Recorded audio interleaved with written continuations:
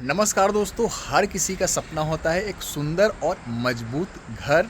दोस्तों, जानकारी के अभाव में ही सही बहुत से लोग पैसे खर्च करने के बाद भी सही घर नहीं बनवा पाते हैं। लेकिन दोस्तों, हमारे चैनल के मदद से ना जाने कितने ही घर अब तक सही तरीके से बन चुके हैं और यही हमारे चैनल का मुख्य उद्देश्य था दोस्तों कि जिन तक किसी की नज़र नहीं पड़ रही है दोस्तों, इंजीनियर जो है वो बहुत ज़्यादा चार्ज कर रहे हैं, उन तक बिल्कुल सटीक और सही जानकारी पहुंचाई जाए। अगर आपका घर बन रहा है, वीडियो पे बने रहिए। 3 से 4 मिनट में ओवरऑल दोस्तों आपको एक ऐसा ओवरव्यू दे दूंगा घर बनाने संबंधित कि आप कभी भी गलती नहीं करेंगे। इस वीडियो को शेयर कीजिएगा उन खास लोगों के साथ जिनका आप भला चाहते हैं या फिर चाहते हैं कि वो जब घर बनवाएं तो वो सही तरीके से अपना घर बनवा पाए, या फिर जिनका घर स्टार्ट हो गया बनना, उन तक तो डेफिनेटली इस वीडियो को आप शेयर कर ही दीजिएगा। दोस्तों, बिल्डिंग कितना ऊपर जाएगा ये तो खैर अलग टॉपिक है, लेकिन बिल्डिंग का जो नींव होता है दोस्तों वो बहुत ज़्यादा मजबूत होना चाहिए। चलिए वीडियो को स्टार्ट करते हैं। वीडियो को एक लाइक दे करके शेयर जरूर से कर दीजिएगा वीडियो छोड़ते समय। दोस्तों बिल्कुल जो है वो मैं आपको नीचे से बताते चल रहा हूँ, ठीक है। सबसे पहले आपको जो है वो ज़मीन के लेवल पे, ज़मीन से मैं कहूँगा कि 6 इंच नीचे से दोस्तों इस तरीके से आपको ग्राउंड बीम पहले देने हैं। पहले ग्राउंड बीम पूरे घर में दोस्तों इस तरीके से आपको ग्राउंड बीम चलाना है। ये जो बीम है ना, जो कि ग्राउंड पे है, इसी को बोलते हैं ग्राउंड बीम, ठीक है। पूछेंगे कि ग्राउंड बीम देने से फ़ायदा क्या है। बहुत से लोग क्या करते हैं कि नीचे में बीम ना दिलवा करके इस तरीके से प्लिंथ लेवल पे प्लिंथ बीम दिलवाते हैं। दोस्तों, ग्राउंड बीम अगर आप नहीं दिलवाते हैं तो उस केस में क्या होता है, ऊपर अगर आपने दोस्तों बीम दिलवाया है, नीचे में दोस्तों ब्रिकवर्क को सपोर्ट करने के लिए सिर्फ मिट्टी रहेगा दोस्तों, तो कभी भी मिट्टी सेटल डाउन करेगा मॉइस्चर के कंटेंट में आने से, तो उस समय क्या होगा, जो ईंट है, बहुत जगह हमने आपको दिखाया भी है, तो लोग कमेंट करते हैं कि आप सिर्फ गलती ढूंढते हैं। दोस्तों, गलती ढूंढने का मतलब यही होता है कि आप उस गलती को देखें और अपने घर में ना करें, ठीक है। ये एक्चुअल में मेरा मकसद होता है कि आप वो गलती बिल्कुल भी ना करें जो दूसरे कर रहे हैं। तो ये ग्राउंड बीम का फंडा होता है, ठीक है।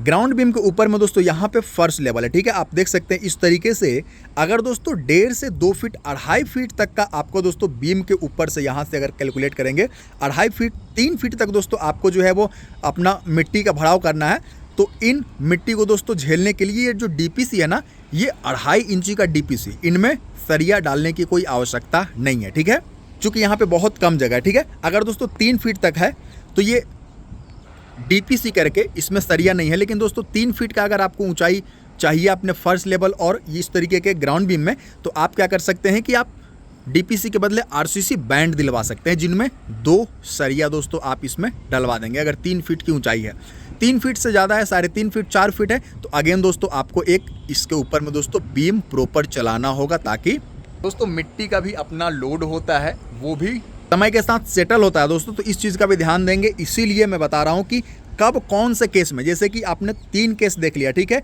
डीपीसी कब डलवाना है, आरसीसी बैंड कब देना है, और साथ ही साथ दोस्तों प्लिंथ बीम कब देना है।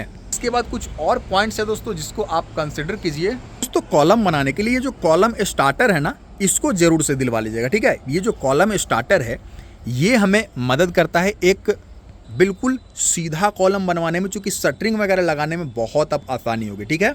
और बहुत से मिस्त्री ठेकेदार इसको स्किप करते हैं। स्किप कीजिएगा दोस्तों तो आपको ज़्यादा समय लगेगा, कॉलम की उतनी फिनिशिंग नहीं आएगी। अगर दोस्तों टिल्ट एक तरफ हो गया कॉलम, तो फिर उसको तोड़ना, फिर इन सब सारे झंझट से बचने के लिए दोस्तों आप कॉलम स्टार्टर का इस्तेमाल कर सकते हैं। अब कॉलम में दोस्तों जो है वो सरिया किस तरीके से बांधना है ये भी समझ लीजिए। जैसे कि दोस्तों इस तरीके से 6 सरिये का अगर आप कॉलम बना रहे हैं, ठीक है, तो इस तरीके से रिंग तो आप देंगे। रिंग बांधते समय क्या ध्यान देंगे दोस्तों कि ये जो हुक है ना, ये कोशिश कीजिए 135 डिग्री का खरीदने के लिए। मार्केट में 90 डिग्री 135 डिग्री दोनों मौजूद है, तो 135 डिग्री का जो पकड़ है वो ज़्यादा मजबूत रहता है। ये जो हुक है, ये जो ज्वाइंट आप देख रहे हैं दोस्तों, ये एक इस साइड है ना, तो दूसरे वाले को आप उस साइड करेंगे, तीसरे वाले को आप दोस्तों इस साइड करेंगे, ठीक है, चौथे वाले को आप उस साइड करेंगे। इस तरीके से दोस्तों, इस तरीके से जो है वो अल्टरनेट वे में अगर हुक लगाने से फ़ायदा ये होगा, अपोजिट कंडीशन में दोस्तों आपका बिल्डिंग बिल्कुल सही तरीके से टिका रहेगा। दोस्तों, कॉलम को मजबूती देने के लिए मैं आपको बता रहा हूँ दोस्तों, इस कॉलम को मजबूती देने के लिए आप देख सकते हैं कंक्रीट भी मजबूती देता है, ये कॉम्प्रेसिव स्ट्रेंथ को बढ़ाता है, और साथ ही साथ दोस्तों जो आपका सरिया है वो टेंजाइल स्ट्रेंथ को बढ़ाता है।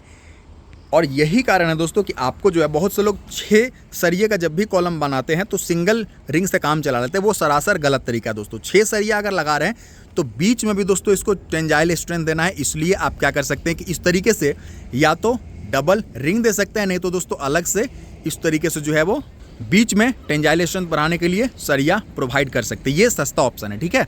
डबल रिंग करेंगे तो वो थोड़ा सा कॉस्टली आएगा।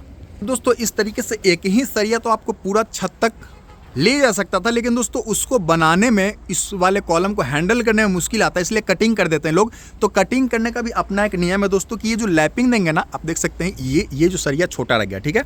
अब इस सरिये को हमें ऊपर की तरफ ले जाना है, ठीक है। तो इसका फॉर्मूला एक थंब रूल की तरह दोस्तों याद कर सकते हैं, और वो ये है दोस्तों, आप 50D लेकर के चल सकते हैं, ठीक है। मान लीजिए 16 mm का सरिया आप दे रहे हैं, ठीक है, तो उस केस में दोस्तों 32 इंच का दोस्तों आपका क्या आएगा कि इस तरीके से जो है वो आप लैपिंग देंगे। मतलब जो नया वाला सरिया आएगा यहाँ से वो सरिया स्टार्ट होगा दोस्तों, लेकिन नीचे वो 32 इंच तक गया हुआ होगा। ये चीज़ है, ये मैं प्रैक्टिकल नॉलेज आपको दे रहा हूँ। साथ ही साथ दोस्तों आप देखेंगे कि कॉलम में 50% से ज़्यादा एक जगह लैपिंग आपको नहीं देना है। मतलब कि आप देख सकते हैं पूरे सरिया में जो है वो लैपिंग आपको एक जगह नहीं देना है, ठीक है। आप देख सकते हैं यहाँ पे पूरे 8 सरिया हैं, तो आप देखेंगे कि 4 सरिया में एक जगह लैपिंग जोन बनाया गया है और 4 सरिया अगेन ऊपर गया दोस्तों। चौथा का लैपिंग दोस्तों यहाँ से स्टार्ट होगा, ठीक है, इस लेवल पे, और इसका दोस्तों यहाँ से, मतलब कि 50% का लैपिंग दोस्तों जहाँ पे एंड करे उसके बाद में दोस्तों इसका लैपिंग जो है वो स्टार्ट होना चाहिए। कुछ इस तरीके से आपको कटिंग करवाना है। ये सब चीज़ें कटिंग जब हो ना सरिया, तभी ध्यान दीजिएगा, तो ये चीज़ें जो है पॉसिबल हो पाएगी। तो दोस्तों ज़मीन बहुत ज़्यादा महंगा होते जा रहा है, चाहे आपके खुद का हो या फिर आप खरीद के बनवा रहे हो दोस्तों। 1 इंच भी आप बर्बाद नहीं करना चाहते, तो इस तरीके से आप डिज़ाइन करवा सकते हैं घर को कि बिल्कुल जो दीवार है दोस्तों वो तो बिल्कुल एक सीध में रहेगा, ठीक है, लेकिन आपका जो सेटबैक एरिया है दोस्तों उसमें हम टेपर वाले जगह को मैनेज करते हैं, और साथ ही साथ ये बचे हुए जगह में दोस्तों आप खिड़की वगैरह खोलने में आप इसको इस्तेमाल में ले सकते हैं। तो इससे आपको एक्स्ट्रा जगह भी नहीं छोड़ना पड़ रहा है, और साथ ही साथ दोस्तों आपका काम भी हो जा रहा है। वेंटिलेशन के लिए आपको जगह मिल रहा है, खिड़की वगैरह खोलने के लिए भी आपको जगह मिल जा रहा है। तो ये सब चीज़ प्रॉपर प्लानिंग अगर घर बनाने से पहले करेंगे तो ही पॉसिबल है दोस्तों। क्रैक्स वगैरह आने की समस्या से अगर आप जूझ रहे हैं, 2 मेन रीज़न होता है दोस्तों। पहला, अगर आपने स्ट्रक्चर को अच्छे तरीके से एनालाइज करके उसका डिजाइनिंग नहीं किया है तो दोस्तों क्रैक्स की प्रॉब्लम आती है। और दूसरी चीज़, अगर बनाने में अगर दिक्कत हुई, मतलब कि इसमें क्यूरिंग वगैरह, पानी वगैरह अगर सीमेंट में नहीं जा रहा है, डिहाइड्रेशन प्रोसेस बहुत जल्दी हो जा रहा है दोस्तों, तो उससे भी क्रैक्स आने के चांसेस रहते हैं। मेनली श्रिंकेज क्रैक्स आते हैं। तो इन चीज़ से बचने के लिए आप क्यूरिंग, मतलब कि इसमें कम से कम दोस्तों ब्रिकवर्क में 7 से 10 दिन तक आपको जो है वो पानी से क्यूरिंग करना है, पानी पटाना इस पे। दोस्तों बहुत सारे कॉलम देख करके कंफ्यूज होने की आवश्यकता नहीं है। तो जैसे कि आप देख सकते होंगे कॉलम का एक पार्ट जो है वो बहुत पतला है और दूसरा पार्ट बहुत चौड़ा है, ठीक है। लेकिन आपको ये चीज़ का ध्यान देना होगा, जैसे कि एग्जांपल के तौर पे समझा रहा हूँ दोस्तों। इस वाले कॉलम को अगर लेंगे तो आगे वाला कॉलम नज़दीक में है, ठीक है, इधर वाला कॉलम भी नज़दीक में है, और आगे वाला कॉलम दोस्तों थोड़ी सी दूरी पे है।